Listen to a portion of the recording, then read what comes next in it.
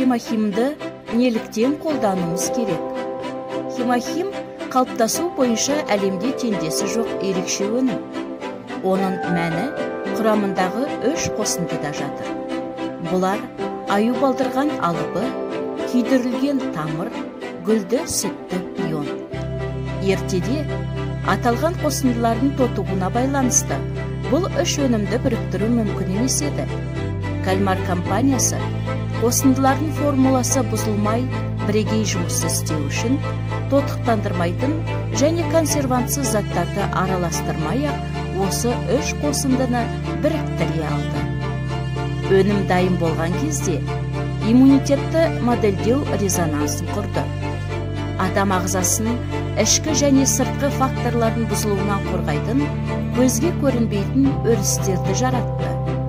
Яғни, бұл жағдайда ағзадағы жасушалар бұзылмайды. Хемохим жаңа жасушалардың машықтануына жақсы үдеріс береді.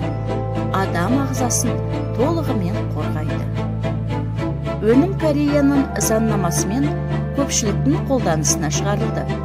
Яғни, тамақ өнімдері мен медициналық құралдарды қадағалау органдары осы өнімге деген қызығушылықтарын білдірді.